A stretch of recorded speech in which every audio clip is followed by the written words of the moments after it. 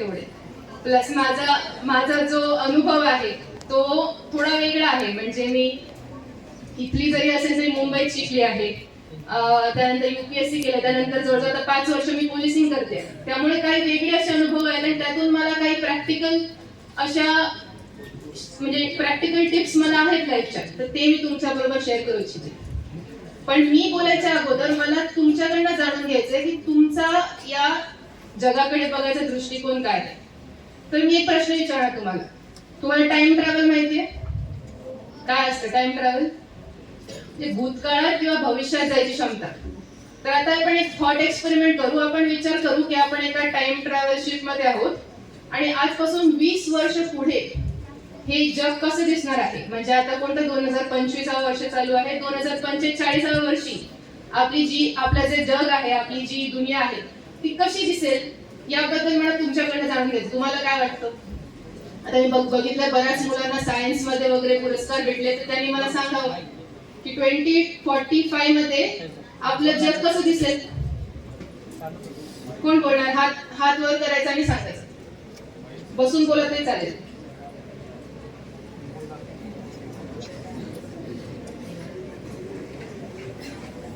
सांगा मी खाणार नाही तुम्हाला.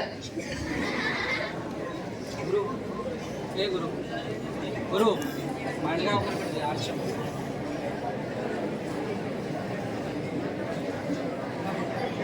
तुम्ही हात नाही वर केलात ना तर मी आता चूज करणार. मी कोणाकडे वोट करू शकते.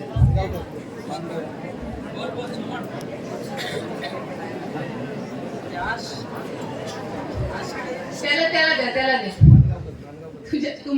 तुमच्या मागे जो बसलाय त्याला. फक्त 2-3 शब्दात सांग, तुला काय वाटतं कसं दिसेल जग?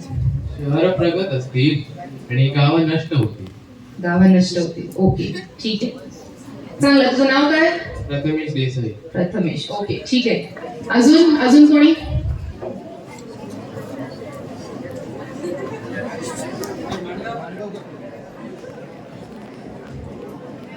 हा, वक्तृत्व स्पर्धा. चला बोला.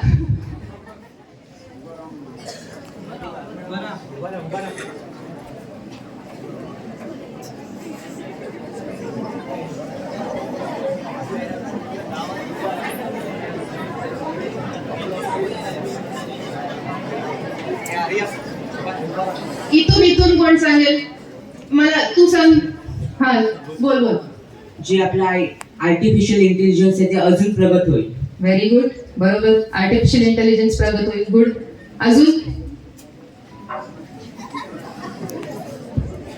अजून काही सांगू शकता का? आपल्या शाळा कशा असतील कोणी इमॅजिन करू शकता का? अशाच असतील का शाळा की काहीतरी वेगळ्या प्रकारच्या शाळा असतील?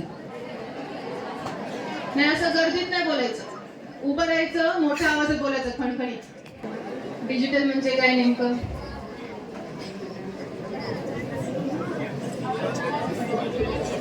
Boards, digital boards. बरं, ओके. अजून कोणाला काही असं इनोव्हेटिव्ह सांगायचं आहे का? काहीतरी अद्भुत कोणी विचारच केला नसेल असं काहीतरी, की माणसंच नसतील, सगळे रोबोटच असतील.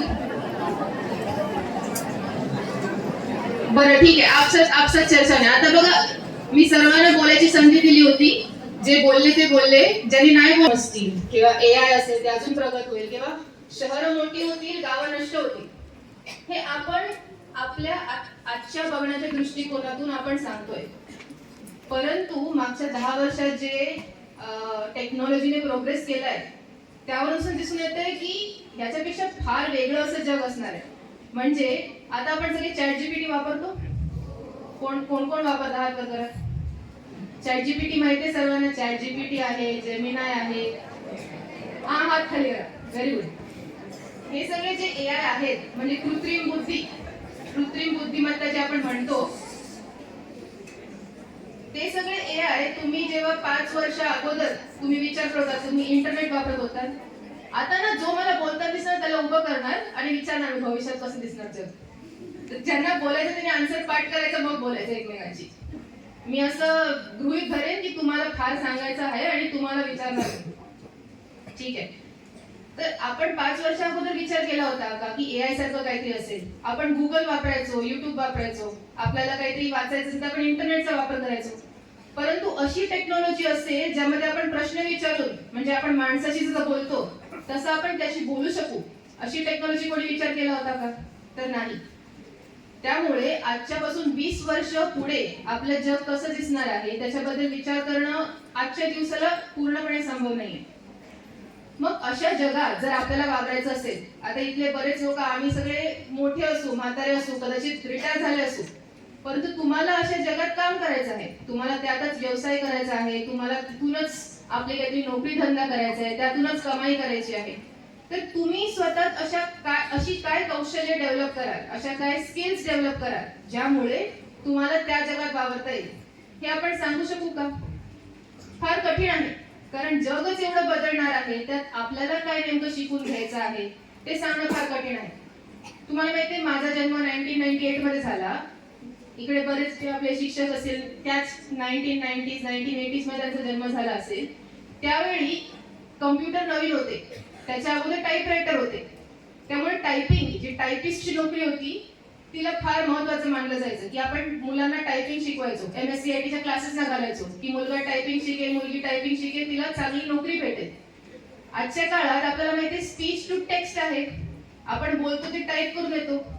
मग आता टायपिंगच्या नोकरीला काय वाव आहे का? काहीच नाही.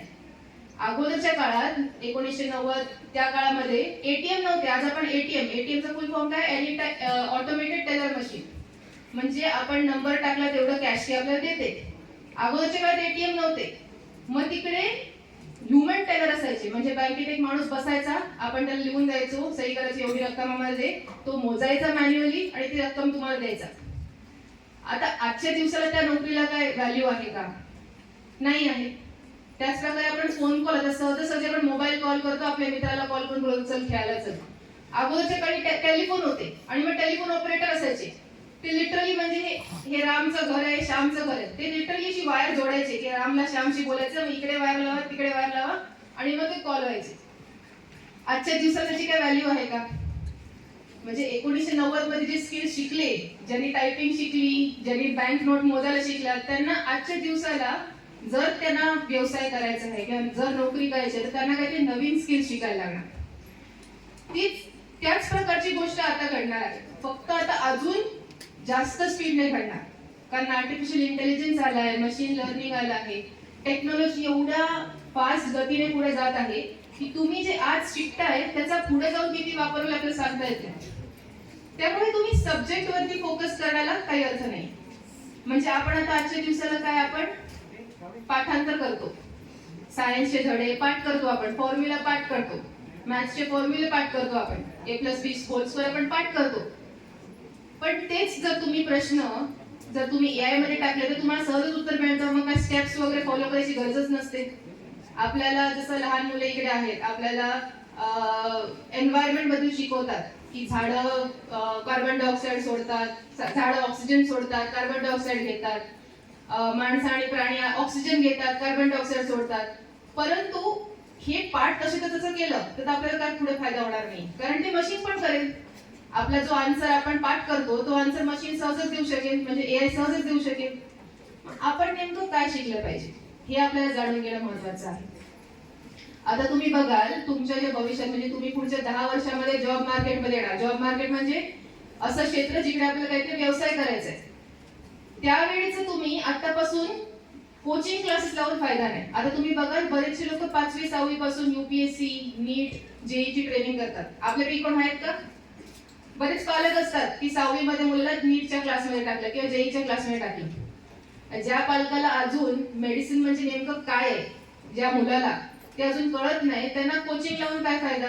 बरं, तो मुलगा जेव्हा 10 वर्षानंतर नीटची परीक्षा देईल तेव्हा त्याचा सिलेबस तेच राहणार की नाही हे पण आपण सांगू शकत नाही. त्यामुळे बरेच लोक मला जे प्रश्न विचारतात की चला मला 10 वर्षानंतर UPSC द्यायचं, मी काय अभ्यास करू? तर मला सुचत नाही की आता UPSC 2-2 वर्षांचा सिलेबस चेंज होत असेल तर तुम्ही UPSCचं सिलेबस किंवा त्याचं जे पॅटर्न आहे ते आतापासून शिकून काय फायदा? मग ऍक्च्युली तुम्हाला काय शिकलं पाहिजे? तर मी माझ्या अनुभवातून सांगते 3 गोष्टी आपल्याला शिकल्या पाहिजे. तुम्ही नीट ऐकाल. पहिली गोष्ट आहे की लर्न हाऊ टू लर्न. म्हणजे शिकायचं कसं हे शिकणे. आता हे कन्फ्युजिंग वाटेल की काहीतरी गुगली सांगते. तुम्ही एखादा सब्जेक्ट जर घेतला हातात तर त्याला नेमका कसा शिकायचा ही शिकणं पण एक कला असते. आता तुम्ही आपल्या आजी आजोबांना बघा, त्यांना फोन वापरता येत नाही है ना. बऱ्याच लोकांना नंबर फक्त डायल करता येतो, काही ते पण कीपॅडचा फोन वापरतात. पण तुम्ही बघा, तुम्ही एकेका मिनिटामध्ये नवीन नवीन ऍप शिकतात की आज तुम्ही व्हॉट्सअप वापरताय, उद्या नवीन ऍप आला, टिंडर आला, मग तुम्ही तेच वापरताय, मग तिसराच ऍप आला, काहीतरी युट्यूब आला, मग तुम्ही ते वापरताय. दर दिवशी तुम्ही नवीन ऍप वापरायला शिकता. मग तुमची जी शिकण्याची क्षमता आहे ती जुन्या लोकांपेक्षा जास्त आहे. त्याचप्रमाणे जसं आधी आपण फक्त हिस्ट्री, जिओग्राफी, एन्व्हायरमेंट असे सब्जेक्ट शिकत होतो, आता आपण शिकलं पाहिजे की एखादा नवीन सब्जेक्ट आला, AI आला, तर तो कसा आपण शिकायचा. आता जसं मी अजूनही शिकते, मी LLB शिकते, मी सेकंड इयरला आहे. अगोदर कसं असायचं, LLBचं पुस्तक आणलं जायचं, मग ते पाठ केलं जायचं. आता मी काय करते, एखादे टॉपिक घेते, ChatGPT ला सांगते की हे मला शिकायचं आहे, मला शॉर्ट मध्ये सांग. मग ChatGPT सांगतो. मग मी त्याला प्रश्न विचारते, पण मग असं असेल तर काय होईल, मग हे असं का आहे, मग हे वेगळं कसं असू शकतं. या प्रकारचे जे शिकणं असतं ते नवीन प्रकारचं शिकणं आहे, आधुनिक शिकणं, ते आपल्याला शिकलं पाहिजे. म्हणजे फक्त एखादी गोष्ट पाठ करून त्याला आपण ऍक्च्युअली पुढे जाऊन त्याचा काय फायदा नसणार. आता आपण इंटरनेट AI म्हणतो, AIचं डेफिनेशन बऱ्याच लोकांना पाठ असेल, पण नेमकं AI कसं काम करतंय ते आपल्याला कळतं का. की मी एखादा प्रश्न विचारते, तो एकदम रॅन्डम प्रश्न असेल, म्हणजे मी आज प्रश्न विचारला की ही जी शाळा आहे पंचक्रोशी, जी माणगावमध्ये शाळा आहे, त्या शाळेमधल्या मुलांशी मी काय बोलू, असं मी प्रश्न विचारला तरी ChatGPT कडे उत्तर असेल. कसं असतं ते उत्तर. तर त्या सगळ्याचा बॅकग्राऊंड शिकणं आपल्याला महत्वाचं आहे. आणि त्यामुळे पहिली स्किल आहे की फक्त पाठांतर करू नका, कुठल्या गोष्टीला एकदम एफिशियंटली आणि एकदम होलसम म्हणजे पूर्णपणे कसं शिकता येईल हे तुम्ही शिकून घ्या. दुसरी जी स्किल आहे ती क्रिटिकल थिंकिंग, म्हणजे चिकित्सक विचार म्हणतात की तुम्ही कुठल्याही गोष्टीला प्रश्न विचारून उलट विचारू शकता. म्हणजे एखाद्याने जर तुम्हाला सांगितलं की सूर्य sun rises in the east, तुम्ही विचारलं पाहिजे पण का.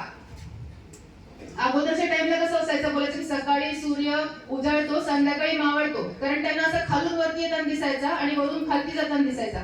ऍक्च्युअली सूर्य उजळतो आणि मावळतो का, नाही. आपली पृथ्वी फिरत असते आणि आपली पृथ्वी फिरत असल्यामुळे सूर्य एकाच ठिकाणी आहे, आपल्याला तो उजाळताना आणि मावळताना दिसतो. आधीचे लोक काय की लोक म्हणाले ठीक आहे मान्य करायचे. आता आपण तसं करू शकत नाही. तुम्ही जर ChatGPT वापरत असाल, सोशल मीडिया वापरत असाल, तुम्हाला कळेल बऱ्याच वेळी इंटरनेटवरती बऱ्याचशी खोटी इन्फॉर्मेशन पण असते, ज्याला आपण डीप फेक म्हणतो किंवा ज्याला मॉर्फ्ड इमेजेस, मॉर्फ्ड ऑडिओ म्हणतो. म्हणजे इंटरनेट काहीतरी सांगत असतं पण ऍक्च्युअली ते खरं नसतंच, बरोबर. म्हणजे काही वर्षांपूर्वी व्हॉट्सअपवरती एक मेसेज सर्क्युलेट होत होता की आपली जी आपलं वंदे मातरम जे आहे राष्ट्रीय गीत आहे, त्याला युनेस्कोने सर्वोत्कृष्ट राष्ट्रीय गीत म्हणून पुरस्कार दिलेला आहे. असे कुठलेही पुरस्कार युनेस्को देत नसतं, परंतु सगळ्यांना वेळ लागलं होतं. सगळ्या म्हणजे गल्ली गल्लीमध्ये हा आपल्याला पुरस्कार भेटला आहे, ते चालू होतं. आता या ठिकाणी एखाद्याने विचारलं असतं की बाबा युनेस्कोचे पुरस्कार देतो का खरंच, किंवा गुगल केलं असतं की युनेस्कोचे कुठले पुरस्कार असतात, तरी आपल्याला कळलं असतं की हे खोटं आहे. पण लोकांना कळलंच नाही ते का, कारण आपण जे ऐकतो ते आपण मानतो. त्यामुळे जेव्हा एवढी सगळी इन्फॉर्मेशन असते तेव्हा त्याला पर्याय एक स्किल आपल्याला जी डेव्हलप करायची असेल की आपण विचारायचं का.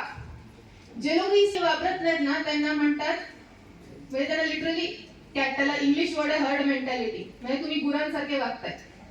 की गुरं कशी असतात, गुरांना जर गुराकी आहे, एक कळप आहे गाई किंवा म्हशींचा, त्याला गुराकी हाय करणार, एका साईडला पाठवणार तर तो चालत जातो. ते विचारत नाहीत की बाबा मला त्या साईडला चांगलं गवत दिसते, तिकडे का नको जाऊ मी, नाही इथे जायला सांगते ना, चला इथे जाऊया. मग पहिली 4-5 गुरं गेली की मागची 100 गुरं त्यांच्या मागून जातात. त्याला म्हणतात हर्ड मेंटॅलिटी. पण एखाद्या गायीने विचारलं की नाही पण मला वाटतं तिकडे चांगलं गवत आहे आणि तिकडे मला चांगलं आवडेल, तर मग तसं नाही होणार. तर आपण गुरं नाही आहोत. आपल्याला जर एखाद्याने सांगितलं की असं करायचं, आपण फक्त एक प्रश्न विचारायचा, पण का करू मी असं. आता जे आपल्याला बरेच भेटतात लोक, जे धर्मांच्या आधारे किंवा काहीतरी आयडिओलॉजीच्या आधारे लोकांना उत्सवत असतात, ज्यामुळे लोकांमध्ये आपसी वाद होतात. पण त्यांना एक प्रश्न विचारला, पण असं का, हे का योग्य आणि हे का अयोग्य आहे, तर त्यांच्याकडे उत्तर नसतं. तर हे जी क्रिटिकल थिंकिंग आहे की आपण प्रश्न विचारावे, हे जे कौशल्य आहे ते तुम्हाला आपल्याला आत्मसात करायला लागणार. त्याशिवाय सगळेच धावतायत ना, लाईफच्या रेसमध्ये सगळेच धावतायत. माझ्याकडे सगळ्यांना जेव्हा करिअर डिसाईड करायची वेळ यायची तर सगळ्यांना बोलायचं 90% भेटले ना इंजिनिअरिंग करा, सायन्स घ्या. मी आर्ट्स स्टुडंट आहे, मला 10वीत 95% होते, मी आर्ट्स घेतलं आणि त्यानंतर मी अर्थशास्त्र केली, इकॉनॉमिक्स, आणि त्यानंतर मी UPSC केली. आता तेव्हा सगळ्यांनी मला सांगितलं नाही बाबा असं थोडी असतं, 90% भेटावरती सायन्स घ्यायचं असतं. ही हर्ड मेंटॅलिटी आहे की 90% घेतल्यावर सायन्स घ्यायचं. पण मी विचारलं पण का? म्हणजे आर्ट्सचे विषय काही कमी आहेत का, की ते त्यांना कमी लेखलं जातं का, की ते कमी मूर्ख लोक घेणारे विषय आहेत का असं करायचं? त्यामुळे जेव्हा आपण का विचारतो तेव्हा आपल्याला पुढची 10 गोष्ट कळतात. त्यानंतर ते करेक्ट असू शकेल, चुकीचं असू शकेल. असं असेल कदाचित की सायन्सचे विषय जास्त हुशार लोकांचे विषय आहेत, आर्ट्सचे विषय ढबू लोकांचे विषय आहेत. परंतु आपण तो प्रश्न विचारला तरच आपल्याला ते कळणार. प्रश्न विचारला नाही तर आपण फक्त प्रवाहाबरोबर वाहत जाऊ. आणि प्रवाहाबरोबर वाहत जाणं हे कसलं लक्षण असतं? ओंडक्याचं. लाकडाचा तुकडा जातो वाहत. आपण माणूस आहोत, त्यामुळे आपण प्रवाहाच्या अगेन्स्ट व्हायला पण शिकलं पाहिजे. जे तिसरं महत्वाचं कौशल्य आहे जे मला वाटतं ते आहे आत्मनियंत्रण. आता तुम्ही इकडे बसलाय शांतपणे, तुम्हाला बोला असं फार वाटतंय, मला माहितीये. तुम्हाला काहीतरी मजेदार सुचतंय, तुम्हाला शेजाऱ्याला सांगायचंय, पण तुम्ही आत्मनियंत्रण ठेवताय. Mind control. प्रत्येक वेळी आपल्याला वाटतं तसंच आपण करायचं नसतं. कधी कधी काय योग्य आहे काय अयोग्य आहे हे पण आपल्याला समजलं पाहिजे, त्याप्रमाणे आपण डिसाईड केलं पाहिजे. अगोदरच्या काळात जेव्हा म्हणजे आपण ऐकलं असेल साधू वगैरे असायचे, गौतम बुद्ध आहेत, वर्धमान महावीर आहेत, आपण शिकता इतिहासात. ते काय करायचे, जेव्हा त्यांना माइंड कंट्रोल करायचा असायचा तर ते समाजाला सोडून दूर कुठेतरी जंगलात जायचे, तपस्या करायचे की समाजामध्ये जे लोक आहेत त्यामुळे आपल्याला डिस्ट्रॅक्शन होतं आणि आपण समाजापासून दूर जायचं आणि तप करायचा. त्यानंतर आपल्याला खरं नॉलेज मिळेल. आजच्या दिवसाला आपण करू शकतो का?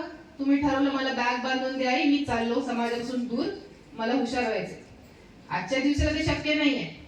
बरं, त्यावेळी डिस्ट्रॅक्शन पण काय होते? आता गौतम बुद्ध म्हणजे 650 BC. त्या काळात डिस्ट्रॅक्शन काय होते की लोक चपड करत असतील किंवा पक्षी ओरडत असतील किंवा प्राणी ओरड, हे डिस्ट्रॅक्शन होते त्यावेळीचे. आजच्या टाइमचे सर्वात मोठं डिस्ट्रॅक्शन काय? कोणाला माहिती? आजच्या दिवसाला सर्वात मोठं डिस्ट्रॅक्शन काय आहे? मोबाईल. बघा किती हुशार मुले, सर्व माहिती आपल्याला. मग त्यावेळी मोबाईल नसताना, म्हणजे आज आपल्याला कंटिन्युअस नोटिफिकेशन येतात, एवढे छान छान रील आहेत बघायला इंस्टाग्राम वरती, एवढे चांगले सोशल मीडिया ऍप आहेत, एवढं सगळं डिस्ट्रॅक्शन आहे. त्यावेळी काही डिस्ट्रॅक्शन नसताना पण ते एवढं मेहनत करून त्यांना एनलाइटनमेंट जे होतं, निर्वाणा, ते भेटायचं. आपलं तर अजून कठीण झालंय मार्ग, कारण आपल्याला कंटिन्युअस काही ना काहीतरी आपल्या डोक्यात काही ना काहीतरी भरत असतं. मग या सगळ्या किओस मध्ये आपण स्वतः विचार करणे आणि काहीतरी डिसाईड करणे हे किती कठीण आहे. मग ते आपण कसं करायचं? आता त्यासाठी 2 सोपे मार्ग आहेत, मी एक्सपिरियन्स मधनं सांगते. एक तर आहे आपलं वातावरण असं निर्माण करायचं की आपल्याकडे डिस्ट्रॅक्शन येणारच नाही. म्हणजे जेव्हा मी UPSC साठी अभ्यास करत होती, डायरेक्ट माझं ग्रॅज्युएशन झालं, 2019 मध्ये माझं ग्रॅज्युएशन झालं आणि 20 मध्ये मी अभ्यास करायला लागले. तर मी मुंबईत राहते. मुंबईत सतत किचाट असतं, म्हणजे सगळे तुमचे मित्र मैत्रिणी सोबत राहतात, जवळ असतात, तुमच्याकडे फोन आहे, तुमच्याकडे इंटरनेट आहे, तुमच्याकडे मॉल आहे, शॉपिंग मॉल, एवढं काही नवीन येत असतं. त्यामुळे मी मुंबईतनं बाहेर जायचं ठरवलं. मी ठरवलं आपलं वातावरण असं करायचं की आपल्याला ह्या सगळ्या गोष्टींकडे वळणं कठीण राहील. एखादा माणूस जर डायबिटीस असेल, आपल्या पालकांना काही पालकांना डायबिटीस असतं, त्याच्या समोर साखरेचं हे ठेवलं, साखरेची वाटी किंवा एखादी मिठाईचा बॉक्स ठेवला, तर त्याला स्वतःला थांबवणं फार कठीण वाटतं की बाबा हात असा पुढे करायचा आणि खायचं. पण घरात मिठाईच नसेल तर कसा खाणार? म्हणजे त्याचं वातावरण तुम्ही असं निर्माण केलं की तुम्हाला मिठाई खायची संधीच नाही भेटली. त्याप्रमाणे मी केलं. मला माहिती होतं की 1 वर्ष मला चांगला अभ्यास करायचा आहे, कुठल्याही प्रकारचं डिस्ट्रॅक्शन चालणार नाही, कुठल्याही प्रकारचं म्हणजे फ्रेंड सर्कल बरोबर फिरायला जाणं, लोकांच्या लग्नांना जाणं, लोकांच्या बर्थडे पार्टीला जाणं ते चालणार नाही. तर मी त्यापासून लांब गेली. म्हणजे 1 वर्ष मला ऍक्सेसच नाहीये. जर आपण पोहोचूच शकत नाही तर आपण कसं जाणार? तर हे वातावरण क्रिएट करणं. जर तुम्हाला माहिती तुमची परीक्षा आहे तर फोन बाजूला ठेवायचा. फोन किंवा मग फोन वडिलांना देऊन टाकायचा, आईला देऊन टाकायचं, ते मित्राच्या घरी जाऊन ठेवायचं. मग मित्र वापरेल असं नाही, अशा ठिकाणी ठेवायचं की तुम्ही त्याला टचच करू शकणार नाही. काही लोक काय करतात की फोन समोरच ठेवतात आणि अभ्यास करतात. मग कसा होईल अभ्यास? ती तुमची मिठाई आहे आणि तुम्ही डायबिटिक आहात. तुम्हाला मिठाई खायचीच आहे. तर त्यामुळे एकतर हे वातावरण असं क्रिएट करा की तुम्हाला जी गोष्ट डिस्ट्रॅक्शन करते ती गोष्ट तुमच्या हाताच्या बाहेर राहील. दुसरी जी गोष्ट आहे ती आहे ॲटॉमिक हॅबिट्स. ॲटॉमिक हॅबिट्स म्हणजे काय, खूप छान बुक आहे, जेम्स क्लिअर नावाच्या लेखकाने लिहिलं आहे. त्याचा अर्थ काय की तुम्ही छोट्या छोट्या सवयी लावा. फॉर इन्स्टन्स, मला मॅरेथॉन धावायची आहे. मी ठरवलंय आता मुंबई मॅरेथॉन 18 जानेवारीला आहे, मी एनरोल केलं, मला मॅरेथॉन धावायची. आता मी आजपासून उठून धावायला लागणार का 42 किलोमीटर? तर नाही. आज काय करायचं, फक्त उठायचं. सकाळी सकाळी खूप थंडी असते, 17-18 डिग्री असतं आपल्या कोकणात. फक्त उठायचं, बेडमधनं पण बाहेर नाही निघायचं, फक्त उठायचं पहिल्या दिवशी. मग दुसऱ्या दिवशी उठायचं आणि फक्त बेडवरनं बाहेर निघायचं. तिसऱ्या दिवशी उठायचं आणि दरवाजा खोलून बाहेरपर्यंत जायचं. चौथ्या दिवशी फक्त 100 मीटर पळायचं. 5व्या दिवशी 1 किलोमीटर. हळूहळू वाढवायचं. कुठलंही टास्क असेल, पहिल्या दिवशी आपण पूर्ण करायला गेलो तर आपल्याला टेन्शन येतं की बापरे मला नीट क्लिअर करायचे किंवा चांगल्या कॉलेजमध्ये ऍडमिशन पाहिजे किंवा 10वीचा एक्झाम आहे, एवढं सारं सिलेबस आहे, कसं होणार? पहिल्या दिवशी फक्त बुक खोलून बघा ना. आपण जेव्हा बघतो की आपल्या समोरचा टास्क एवढा आवाढव्य आहे की आपण चालूच करत नाही. आपल्याला वाटतं फार, जसं आता मी म्हटलं की तुम्ही भविष्याचा विचार करा. भविष्य किती मोठं आहे, कसा विचार करू? मग बऱ्याच लोकांनी चालूच नाही केलं. पण काही लोकांनी चालू केलं की ठीक आहे, माझ्या गावाबद्दल विचार करतो की गाव कदाचित संपेल, शहर वाढेल, छोटा विचार करा. मग हळूहळू त्याच्यावरती एक्सपांड करत जायचं.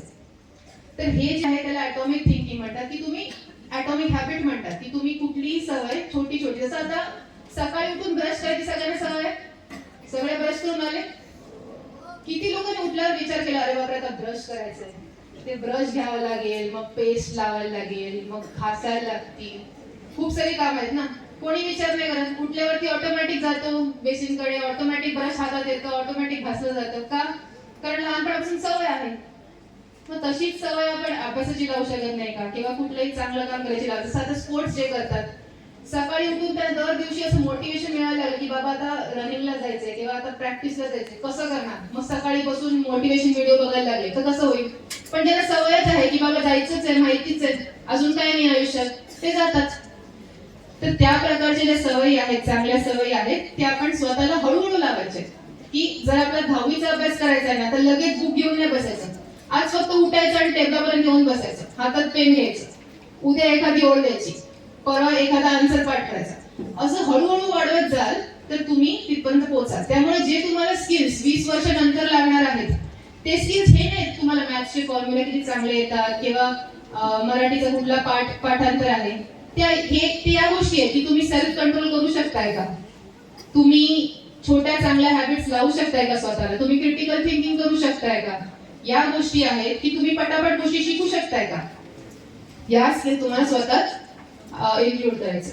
आणि हे जर तुम्ही नीट केलं तर जी काही फ्युचर असेल, आज आपण सांगू शकत नाही, कदाचित सगळीकडे रोबोट असतील, कदाचित गाड्या बंद होतील, आपण सगळे म्हणजे उडत्या वाहनाने प्रवास करू, कदाचित टीचर्सच नसतील, सगळे ऑनलाईनच शिकवण असेल. पण जे काय आपलं भविष्य आहे त्यात आपण चांगल्यापणे ते टॅकल करू शकू. तर या ज्या महत्वाच्या स्किल्स आहेत ते तुम्ही आत्मसात कराल ही माझी अपेक्षा आहे. त्याचबरोबर आपला जो आत्मविश्वास आहे, आपण एक चांगल्या शिक्षण संस्थेत अभ्यास करत आहोत, आपले चांगले गुण आहेत, आपली बॅकग्राऊंड चांगलं आहे, आपला आत्मविश्वास ठेवायचा.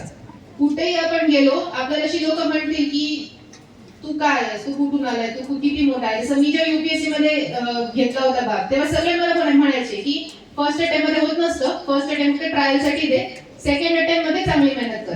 किंवा मी आर्ट्सची होती, तर आर्ट्सच्या लोकांना काही जमत नसतं. आपण आपला आत्मविश्वास ठेवायचा की मला माझ्यावरती विश्वास आहे, माझे हॅबिट चांगले आहेत, माझे गुण चांगले आहेत, मी हे करून दाखवणार. आणि मग कोणी तुम्हाला काय विचारलं की तुला नाही जमणार, तुम्ही फक्त विचारायचं, काय विचारायचं, पण का नाही जमणार, मला एक्सप्लेन करा का नाही जमणार. Critical thinking. जेव्हा हे सगळं तुम्ही करण्यात यशस्वी व्हाल तेव्हा तुम्ही नक्की जिथे तुम्हाला जायचंय, भविष्यात जे कोण व्हायचंय तुम्ही होणार ते सफल व्हाल. एवढं बोलून मी आता थांबते. बऱ्याच वेळी तुम्ही स्वतःला कंट्रोल केलेला आहे मला माहिती आहे, आणि त्यासाठी तुमचे अभिनंदन. Thank you very much. All the best.